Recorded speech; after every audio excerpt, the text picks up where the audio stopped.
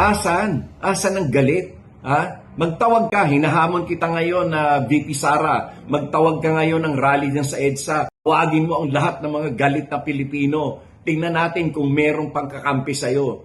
O sige na, magtawag ka ngayon para malaman natin na ang sinasabi mong yan ay isang katang-isip lamang sa'yo.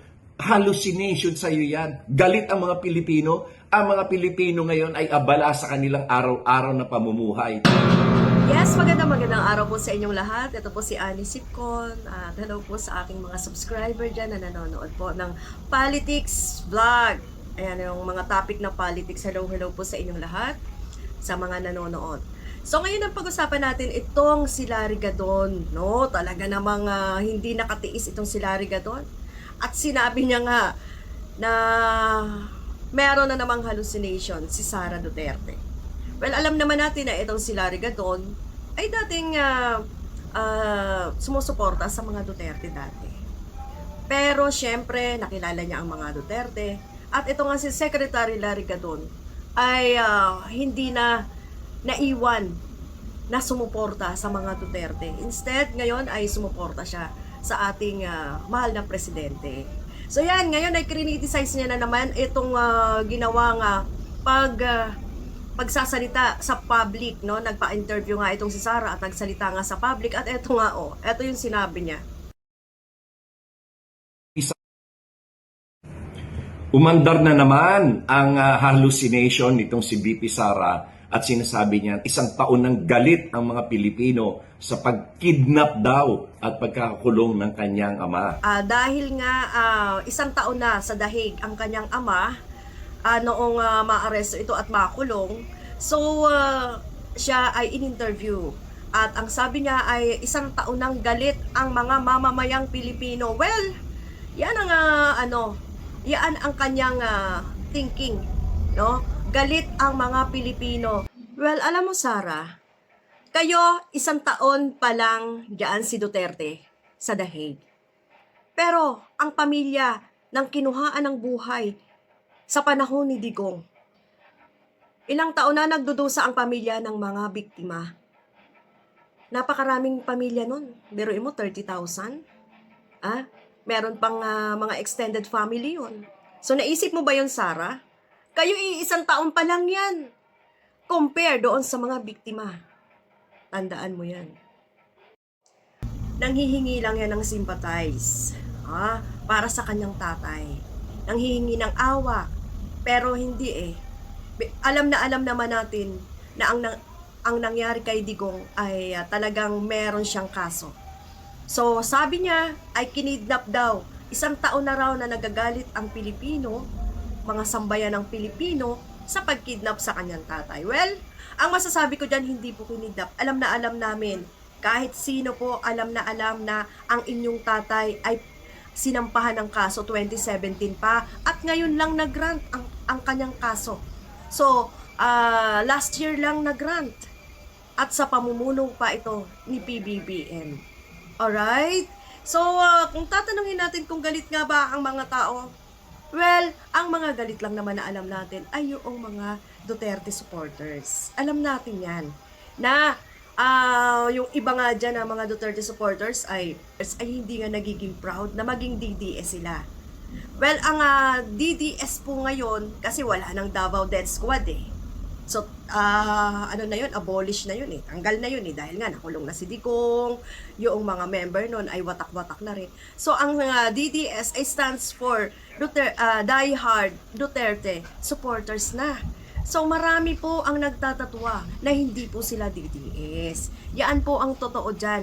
Kaya etong si Larry Gadon ay may hamon. Pakinggan natin. Asan? Asan ang galit? Magtawag ka, hinahamon kita ngayon na VP Sara. Magtawag ka ngayon ng rally dyan sa EDSA. Magtawag ka pa raw ng rally dyan sa EDSA. Well, alam naman natin, ilang beses na sila nga nag-attempt ng rally, ng one big time rally na talaga na mga gusto nila lahat, kahit anong tawag nila sa sambayan ng Pilipino na pumunta, makisama sa kanila, punuin daw ang EDSA, punuin daw ang tawag dito, ang Luneta. Well, nakakapuno nga ang Luneta pero sa INC. Rally ng INC ron. Rally ng INC yun. Pero kung sa kanila lang na rally, hindi po makakapuno. 'Di ba? Itinaboy pa nga sila minsan ng mga Iglesia ni Cristo. Pero sa ngayon, alam natin na pumapanig talaga ang Iglesia ni Cristo sa kanila. So, hindi natin alam kung bakit pagka nagrarally itong mga DDS ay hindi nakikisama ang Iglesia ni Cristo. Na kung sila-sila lang ang nagrarally ay di ba nagtatawag sila? Bakit nga ba hindi sumasama ang mga Iglesia ni Cristo? Di ba? Alam na natin 'yun. Alam na natin 'yun kung bakit hindi sumasama, di ba? Chiching first kasi pagka INC alam na natin yun. Tapos pero pagka ang INC ang magrarally at sila lang ang magrarally, marami namang pumupunta 'di ba? Pero pagka ang DDS lang ang magrarally, nagtataka tayo bakit nga ba hindi sila dumadami? Ano kaya ang paliwanag doon? Bakit hindi dumadami? Dahil nga raw, sabi ni Larry Gadon, ay wala nang sumusuporta sa inyo. Pero, Atty. Larry Gadon, meron pa. Malay mo, mga 1 million pa sila ngayon, di ba? Pero 1 million lang kayo. Anong mangyayari doon? Na natin kung merong pangkakampi sa'yo. O sige na, magtawag ka ngayon para malaman natin na ang sinasabi mong yan ay isang katang-isip lamang sa'yo. Hallucination sa'yo yan. Galit ang mga Pilipino. Ang mga Pilipino ngayon ay abala sa kanilang araw-araw na pamumuhay. Correct. Ang mga Pilipino ngayon ay kukunti na lang ang nagsasabing sila ay believe pa sa mga Duterte. Yung bang hindi nakakapanood kung ano yung mga nangyayari. Yung bang mga nabibigyan ng chiching, alam mo na, nakaching-kaching. Yung mga ganyan, ang talagang bumibili pa sa mga Duterte. Pero yung namumulat na sa kung ano ang nangyari sa mga Duterte, sa kung ano ang bahong lumabas sa mga Duterte, wala na. Hindi na natin sila maaasahan na sumuporta pa sa inyo. At sabi nga ni Larry Gadon ay nag-hallucinate na lang itong si Sara.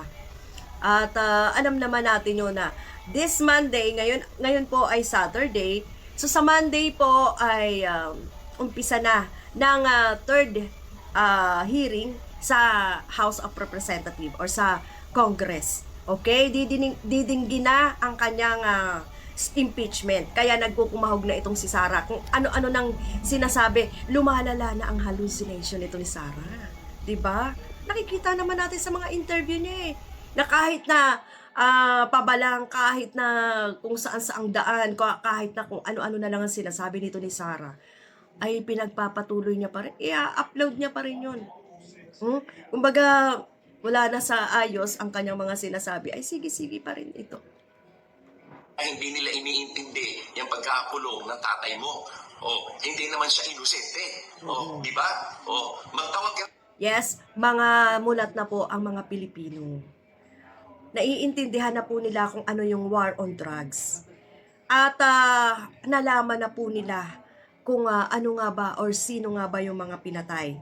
Nalaman na rin po nila kung meron nga bang due process ang mga pinatay. Hindi man lang drinag test yung mga pinatay, kung addict nga ba ito, kung mga gumagamit nga ba ito.